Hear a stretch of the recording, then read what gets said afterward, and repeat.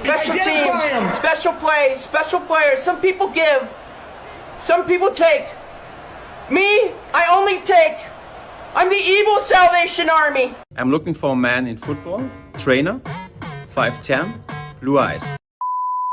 Two man that's Hazard and Oscar, or I'm assisting attack like Drogba. Bob, I'm on in the Champions League. Excellent finish, Mo Salah. School Italians like Totti and Del Piero.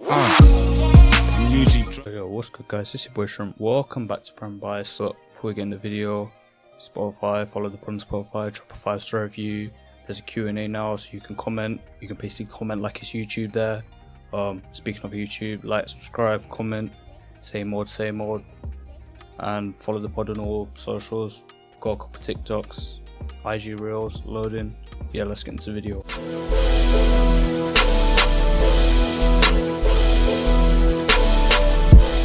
Alright, so Real Madrid, obviously they won Champions League 2-0 against Borussia Dortmund. It's kind of tailored two halves really. First half, Dortmund, I'll give them credit, they were on top. They dominated the first half. Madrid really were poor. It was the whole team was really poor. Bar like Courtois and Vinny, the rest of it just wasn't working. Passing was too slow. They weren't getting in the right positions. Dortmund were defending well, but Real Madrid really struggled. A lot of the Dortmund players played very well in the first half. Like Emre Can, he pretty much marked Bellingham out the game, and wherever Bellingham went, he couldn't do it. Bellingham tried so many times to move from left mid to striker. Even he went on the right at times, and he just wasn't effective. Emre Can was always there to just tackle him and win the ball back off him.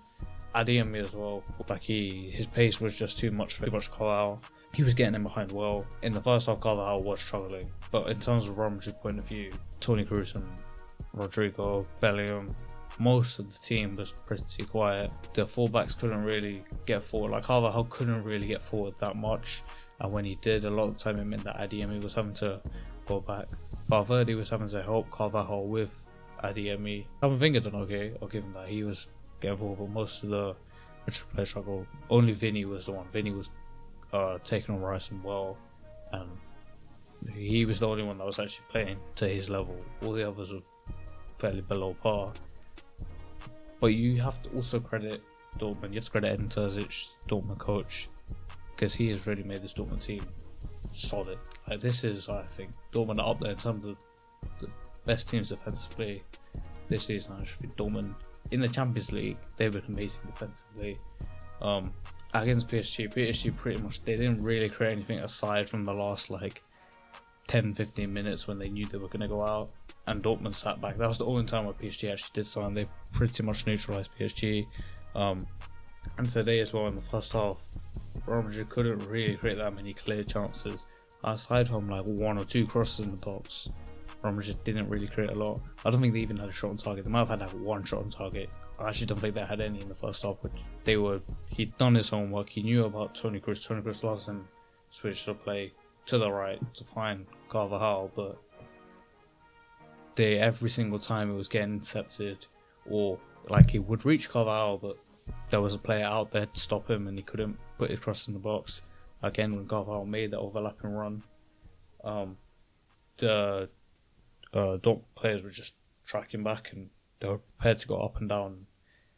Bellingham as well, he tried so many times to move from left mid to striker to right mid to number 10. Like he tried everything and it just wasn't working for him because the Dortmund players were just on him. They were just pressing well, and they even forced out like a couple errors from Real Madrid. They created actually multiple chances, and to be honest, they're gonna kick themselves. They're gonna really regret this because they should have been at least 1-0 up in the last, probably 2-0 to be honest.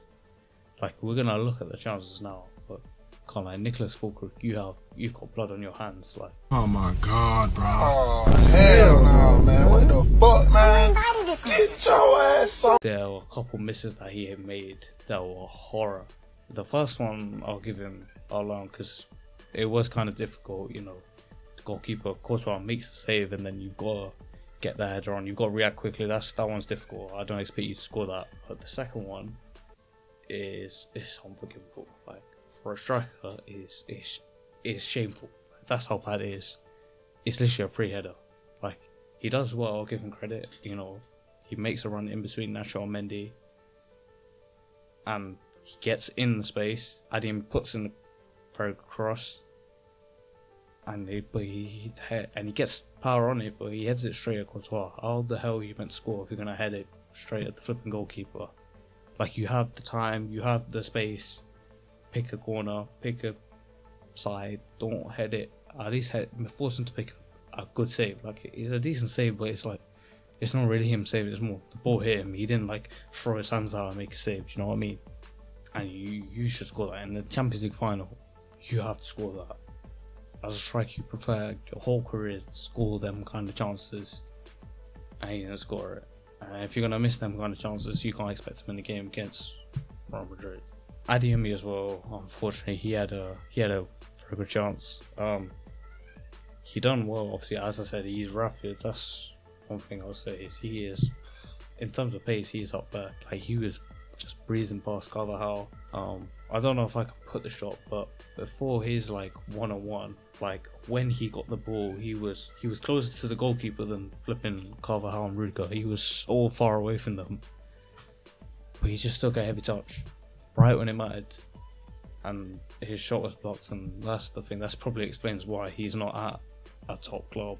He has the pace. You think of that kind of pace that a top club would really get him, but that's why, because his finishing let him down.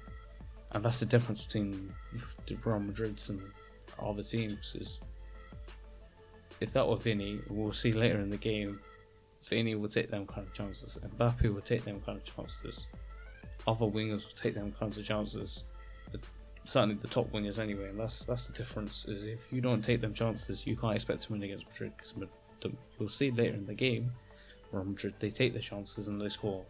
We also have to credit Thibaut Courtois as well. He, coming back in for Lunin. A lot of people weren't happy about that. Real Madrid fans, I saw on socials, really weren't happy about that. They wanted Lunin to play. Obviously, emotionally, I get it, but there's a reason why Courtois is playing. It's because he's one of the best goalkeepers in the world. I think arguably the best in terms of shot stopping. I think he's the best. But like overall, I'd say him and Alisson, two best goalkeepers in the world. He made a couple good saves today, and kept Real Madrid in the game. As much as I'm criticising Fulkrug and Adeyemi for missing chances, you still have to credit Courtois for saving them.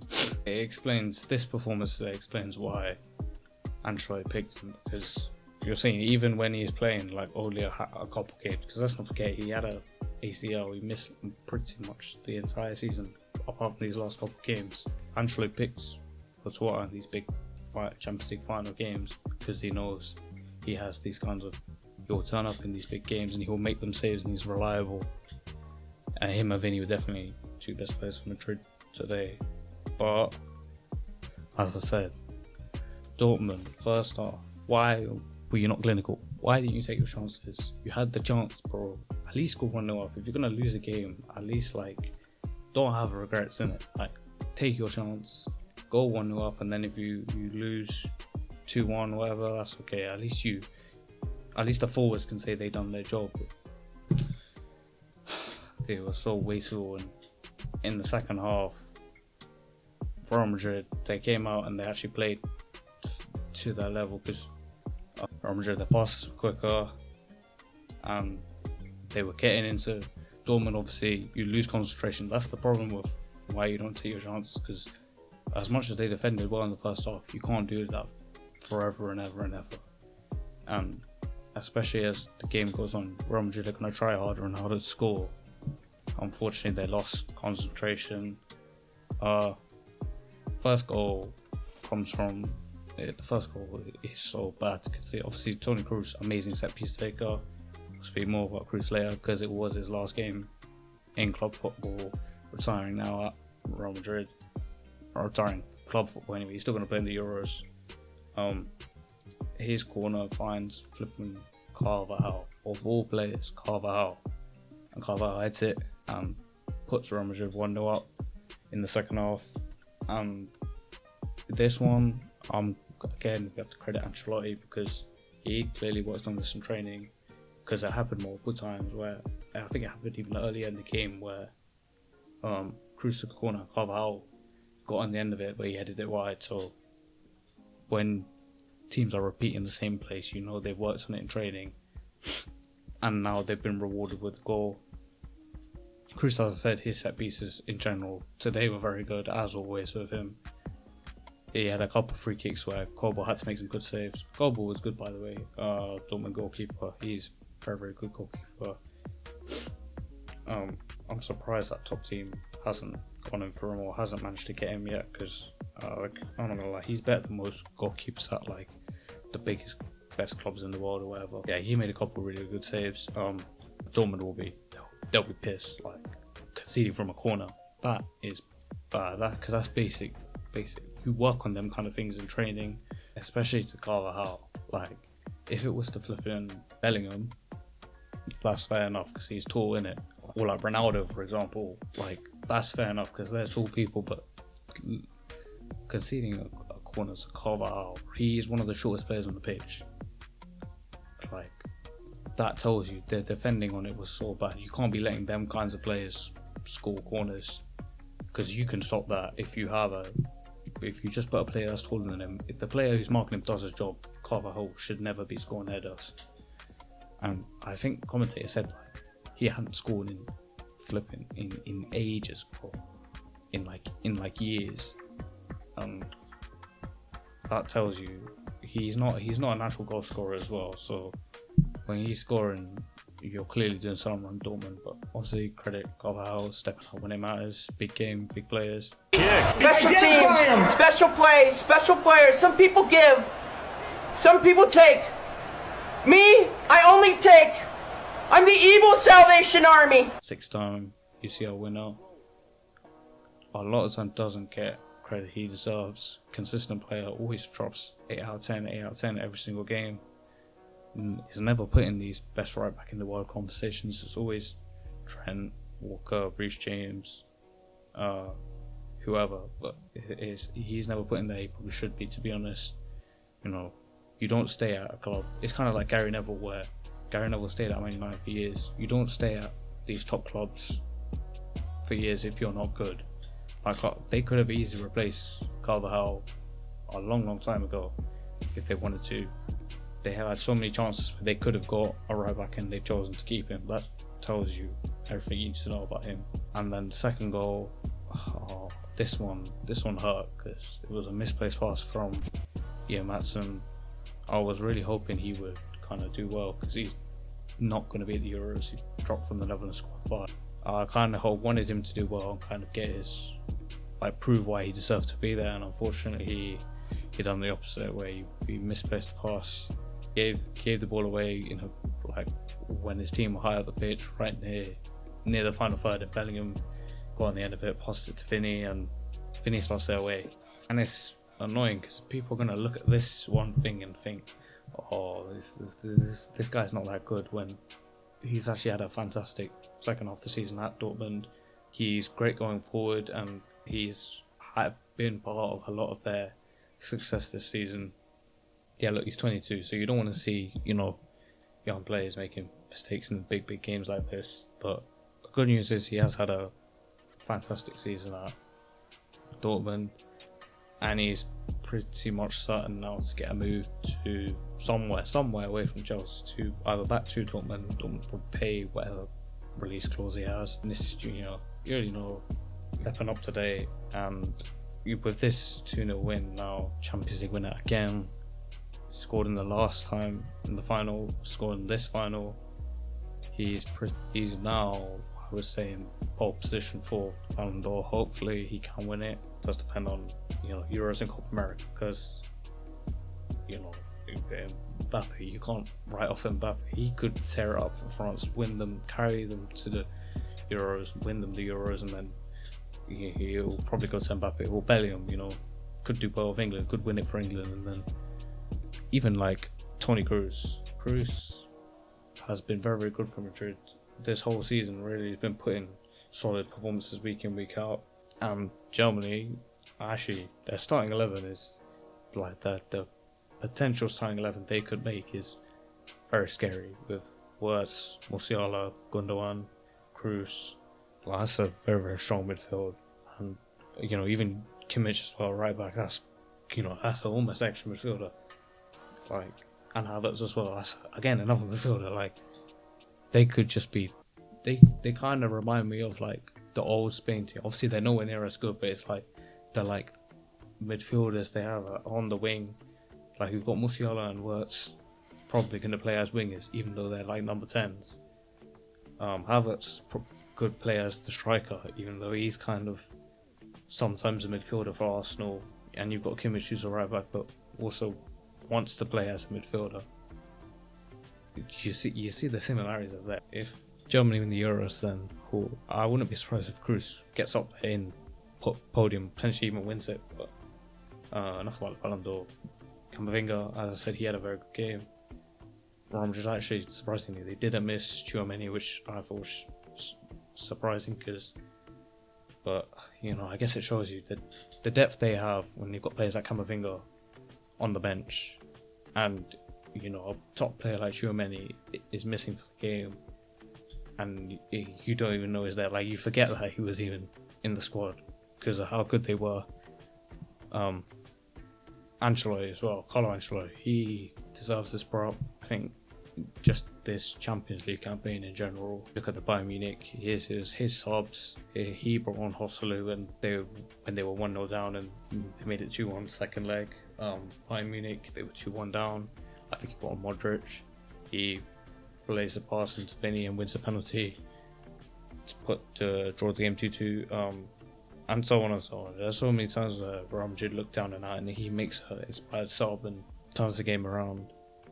Today he didn't really do that though, but I think because of that, we now are able to speak about the side of Ancelotti that you don't see, which is the tactical side. No one talks about. Everyone talks about Ancelotti. It's just friendship, vibes, whatever. And don't get us. That's great. Like, that is probably the best thing about Ancelotti. He's by far the best as a man manager in the game, but he is tactically very, very smart. Like, he isn't just pure vibes. Like, it's just not just like carnival in the changing rooms. There was also a lot of tactical knowledge he puts in these players, and he's improved players like Vinny in terms of their versatility. He can now play as a striker in a front two.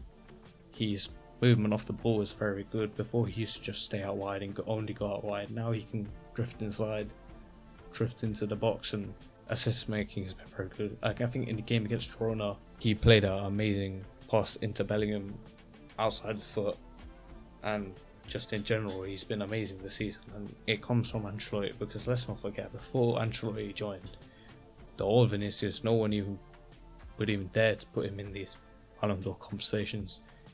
People were saying, oh, why did he even go to Madrid? Why did Madrid even get him? Was he even all that? Like, his finishing was bad, and now he's clinical. He gets one chance in the Champions League final, he takes it. That comes from Ancelotti, working with him in training pitch day in, day out. And it goes without saying, he has made this team so like this Real Madrid team. It's funny because everyone talks about superstars, Galacticos. That's what you think of when you think of Real Madrid, right? You think of all the big names, and you look at in the past, you think of all the legends that played for the club. You know, R9, Cristiano Ronaldo, David Beckham, Raul, all these top amazing players, flipping Roberto Carlos, like all these icons of the game. And this team has that, but you couldn't tell. You don't look at these players and think, oh, they're superstars, they're the best players in the world. They don't play like that. They work hard, and they play for the team. There's no one kind of just walking around. The only one that's walking around is Vinny, but he's not like walking around because he's being lazy. He's walking around because Ancelotti's told him, oh, scan the pitch, like get high up the pitch, get in a position where when we get the ball, you can make that run in the box. He's the only one. All of them are all working hard for the team, and that's the one that probably explains why Real Madrid wins. There's no passengers. You look at PSG, how many times have PSG have been like, their big players haven't turned up, they've kind of just sat back and not really helped them defensively. That never happens with this Real Madrid team.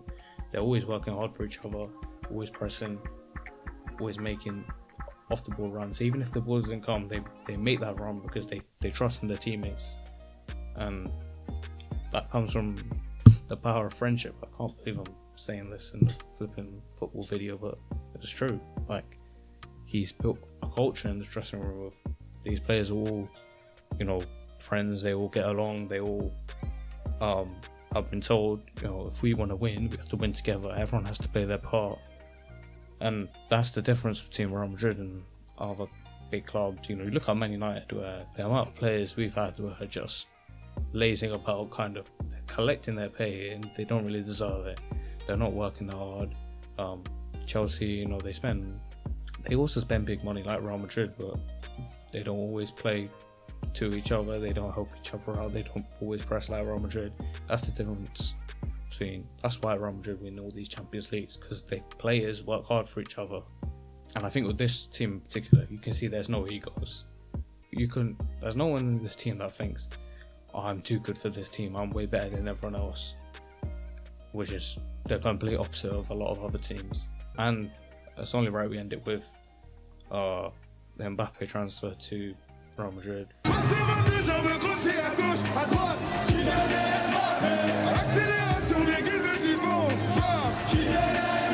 Finally got the here we go from Borussia Romano, confirmed by Real Madrid. Finally done. Sick and tired of this transfer. Obviously it's crazy, like, they won the Champions League and then 2 days later they announced Kylian Mbappe the best player in the world. Like, it is borderline not fair. And all you can really say is, like, rest in peace Barca, because they ain't winning La Liga again. They got no chance. You think maybe, obviously, Hansi Flick's coming in at Barca. I'm looking for a man in football, trainer, 5'10", blue eyes. Football, trainer, 5'10", blue eyes. Football, trainer, 5'10", blue eyes. Thinking maybe, or they can make a change, they can do something, but now they got Mbappe. Real Madrid are already amazing, already won La Liga, already won Champions League.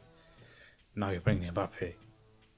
How do you expect this team to drop off? Like, this is pretty much guaranteed success. Like, 99% sure this is going to work. Madrid are going to be successful now for the next 10, 15, Lord knows how many years. As long as the one condition with this Mbappe deal is he has to be prepared to press, he has to be prepared to work hard. He can't be disappearing out on the left wing and just kind of hiding and waiting for the ball like he does at PSG in these Champions League games. You know, look at the second leg against Dortmund. He didn't really do anything until right at the end.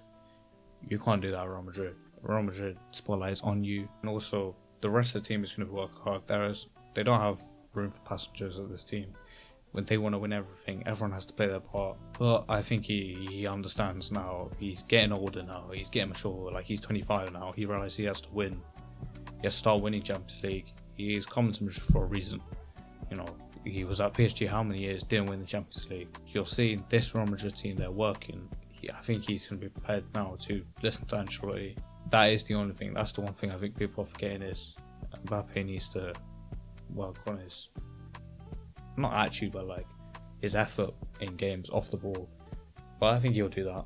I think he will, not even over time, in probably his first couple of weeks at Real Madrid, he'll get into used to pressing. I think he has now the right mindset. The only downside of this Mbappe move is it's going to be less game time for Rodrigo, sadly, and it pushes Arda now down the backing order. I feel bad for Arda because, you know, he's done really, really well now at the end of the season, but the only good thing is he's still young. He's only 19, so he has so much of his career left to go. He can sit at the bench for Madrid for a couple of years. He can even go on loan if he wants. They probably won't loan him out because I don't think Madrid really do that too much, but I'm more disappointed for Rodrigo because I like Rodrigo a lot. He's very hardworking. He's a very underrated player as well. He never really gets his flowers. He's versatile. He can play right wing, but a lot of Madrid fans will tell you he's amazing on the left. He's arguably better on the left than the right. You never hear any complaints about him. You never hear him saying, oh, I'm not happy here. I think in fact he done an interview where he said like, oh, I'm not going to leave. I'm happy that Mbappe's coming or whatever, and I'm happy at Madrid. I've always wanted to be at Madrid. I'm not going to move to any clubs because people have been stupidly linking him to Liverpool, Man City, whatever, when it's clear that he likes Real Madrid. And I'm happy that he is going to stay, I'm pretty sure, for the next season at least.